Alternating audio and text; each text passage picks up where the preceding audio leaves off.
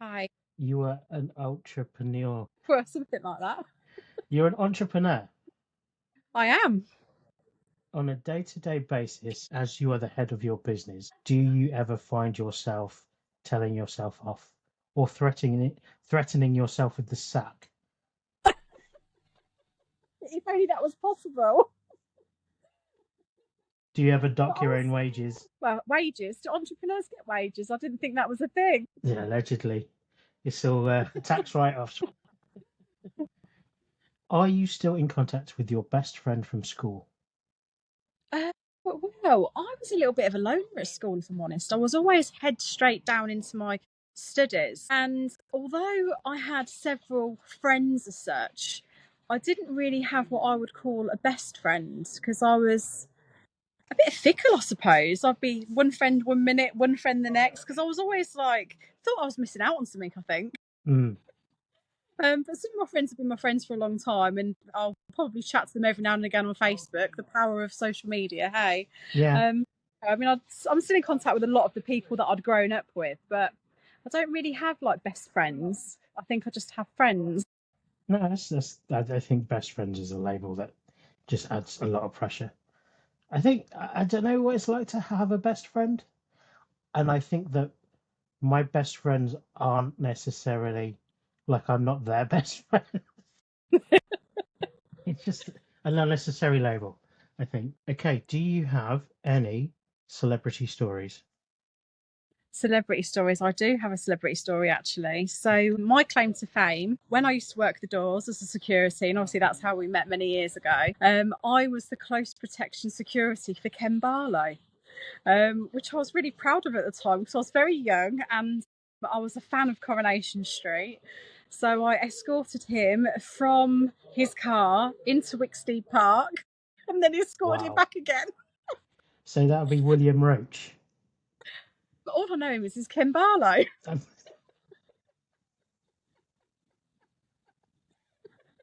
I don't know his real name. He's just Ken to me. wow. Please tell me you didn't refer to him as Ken. I did call him Ken, yeah. I said, oh, it's Ken Wow. Barlow. And he went, oh, hello, my love. I guess you used to. So now, if you play a role for that long, that's essentially your job, isn't it? Well, What's your this is job? it, yeah.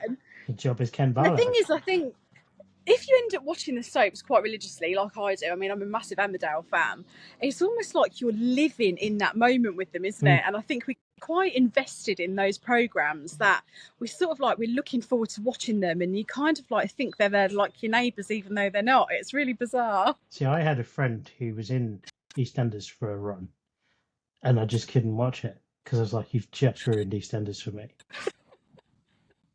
Just to see it, yeah. Yeah. If you've got a friendship with somebody, I suppose it's different, isn't it? Because you've seen them acting.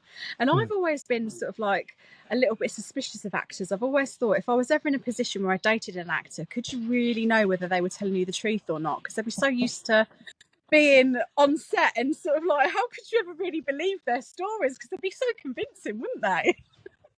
It's essentially actors are professional liars. Exactly. Yeah, this is it.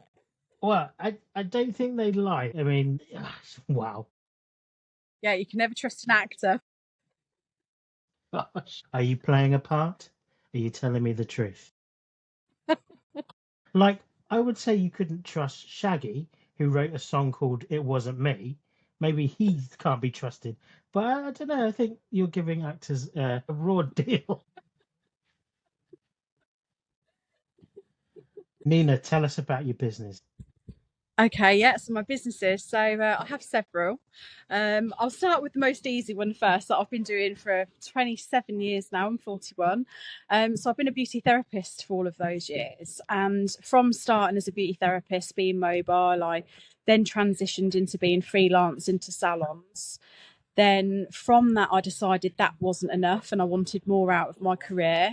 So I then decided to open my own salon. And from that, very early on, I was in my very early stages of my 20s, didn't know at all what I was doing. Thought I did at the time, but obviously I clearly didn't. But opened a salon and had that for 13 and a half years. Wow. And then COVID happened. And I decided, because we were just about to have our second lockdown and it had already cost me a substantial amount of money, I thought, actually, do you know what? I think maybe it's time to reevaluate what I'm doing. Mm. And at that time point, so in between the first lockdown and the second lockdown, when we were actually able to go back into work, we were so restricted with our businesses in the beauty industry, where we had limitations of what we could and we couldn't do. And I thought to myself, well, how do we know if this is ever going to sort of continue? And it just changed my mind's direction from where I wanted to be. And I launched Luster Lash, which is a national lash brand. I introduced new technology into the lash market. I wanted to find solutions for people that were suffering with lash loss. So my whole business was sort of like, the core of that was to help people. Being a lash technician and a salon owner, and I also had a training academy within that time period of owning my salon under the same sort of branding, I decided, where are we missing gaps in the market from the professional side of things and the retail side of things? And every gap that I could find, whether it was just making the boxes a little bit more affordable or putting more lines of lashes in the boxes so it meant that the lash technician was getting more for their money, or whether it was a case of ensuring that each strip that you took out of the lashes, you had the curl, the thickness and the diameter. So again, it made it more easier for the lash technician and the salon owner as well from a cost perspective. When you take out strips of lashes, you don't actually know what the curls are or the thicknesses are. So I kind of started to introduce that into my packaging. So it's all about making sure that people were maintaining their money in their packaging, maintaining the money in their products, and I was helping people. That was really like the core start of the business. Within the first 11 months of launching, I won Best Lash Brand of the Year. I was up for multi-finalist awards as well, which was fantastic to be in the infancy of a business and still in its infancy, to be in that position as a business owner. Then last February just gone, I bought out another lash brand and sort of added that to my group. So now we're the largest UK supplier of colour lashes. We're just about to do another launch of some new products in the summer, which is going to be quite exciting. So those are three businesses which all sort of work together quite well. I still have a client base. I have a salon on the side of my house. So I've sort of took a step back to take some moves forward. And often when you're an entrepreneur and you need to sort of make really big, bold decisions, you have to be really careful what you're doing. And I knew the capacity of where I was at in business. I couldn't really focus owning a salon anyway and drive the business of where I wanted to be to make my businesses even bigger. So that was the decision I made, and took the bold move to close my salon and concentrate predominantly on Luster Lash. And so far it's worked out very successful. And then another business that I have is a home interiors and antiques business, which we go up and down the country and I buy pre-loved items. I give them another source of life and restore them if they need restoring. And we've happened to work very closely with film sets, which some of our products are then on film sets, which is really exciting. Oh, wow. And so we're always looking at new films and we're like, did we supply that? Did we supply this?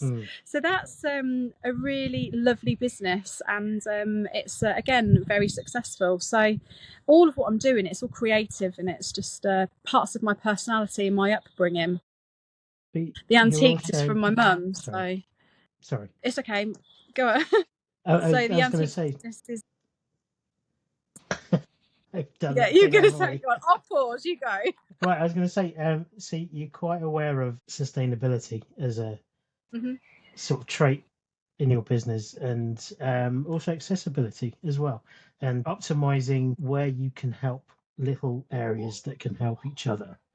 Would that be a fair assessment? It's definitely important in any business to maintain that sort of way of running a business. It's looking back and looking at where you can fix things, because I think that's where some businesses, they fail. They'll have an idea of something and they don't think about the sustainability. They don't think about the impact that that business is having. A lot of lash brands still use a lot of plastic packaging. Well, we don't as a brand. And the reason why is because being in a position where I've travelled the world and I've been to places like Africa, I've been to places like India, and I've seen how plastics affect our ocean. I'm also a diver. So, and when you're diving into the water and you're interacting with nature, and then all of a sudden you're seeing a water bottle pass by and you think, like, this is so wrong. So for me as a brand owner, it's important to put all of these things of my own experiences of life into what I'm doing to ensure that as a brand, I'm cutting our carbon footprint as much as I possibly can. And we are a sustainable brand, which has got packaging that is reusable, so you can reuse our packaging. That's amazing. That's good work, for one. I think there's a lot of companies who have these standards and these kind of brand promises, and this is our code of ethics, whereas you're actually just sort of going, right, I'm just going to be good. I'm going to do good, and I'm going to work good, and I'm going to consider other people. Is that a fair thing to say? That's how I am in my nature. I've always been self-aware, and I've always been very intuitive with my personality. So the way that I've designed my brands, and we're just about to go through a big relaunch with Lashforia, which is the brand that I bought out, and just sort of like changing some of the packaging. Although the packaging is very on trend with what I am all about anyway, and the lady who I bought the brand from had very similar viewpoint with the way that she wanted to put her items out there, but I'm just putting my own personal touch on what she'd already designed. And it is important, I think we have to be mindful. Our planet is a beautiful planet, but it won't be if everybody has the same thought process and think, oh, it doesn't matter because the next person's doing it. Well, it is important. It is important for the future of the next generations. When we're not here, it's important to make sure that we're taking care of such this beautiful world that we live in. So, entrepreneur / eco warrior. That will be the tagline. Nina, thank you so much for giving me your time. Thank you for inviting me. That was a weird place to leave you hanging, wasn't it? Like you thought I was going to say, yeah. I barely know you. FaceyCreative.com